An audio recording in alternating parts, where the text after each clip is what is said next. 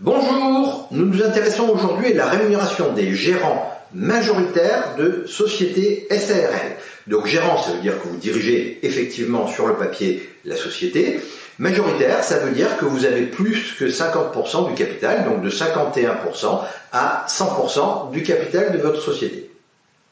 En matière de fiscalité, donc vous n'êtes pas assimilé à un salarié, vous êtes ce que l'on appelle un dirigeant de société. Donc vous avez sur votre déclaration d'impôt revenu une ligne bien spécifique pour cette rémunération. Si vous prenez une rémunération sous forme de dividende, en matière de dividende, eh bien vous aurez la possibilité d'opter pour 12,80% s'il y a la partie qui correspond à la flat tax si vous y avez droit, ou alors l'abattement des 40% si c'est plus intéressant pour vous.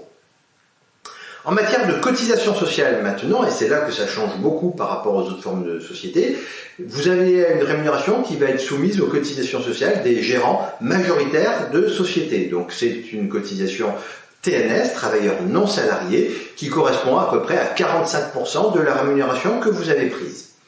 Cette rémunération, eh bien, si vous prenez les dividendes, vous aurez droit à la flat tax sur 10% du capital simplement. Donc plus vous avez un capital élevé, plus vous aurez droit à la flat tax de manière intéressante.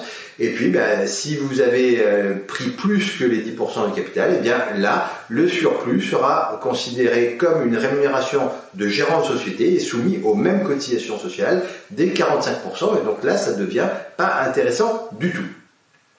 Les avantages de cette forme juridique SARL majoritaire, eh bien, c'est lorsque vous allez pouvoir constituer des holdings au-dessus avec une SAS, eh bien, vous allez pouvoir avoir une SAS sur laquelle vous allez prendre les dividendes et sur votre SARL sur laquelle vous êtes gérant majoritaire, eh bien, vous allez payer des cotisations sociales qui seront, même si elles sont très élevées avec les 45%, eh bien, seront beaucoup plus faibles que celles que vous pourriez avoir si vous étiez salarié d'une autre forme de société.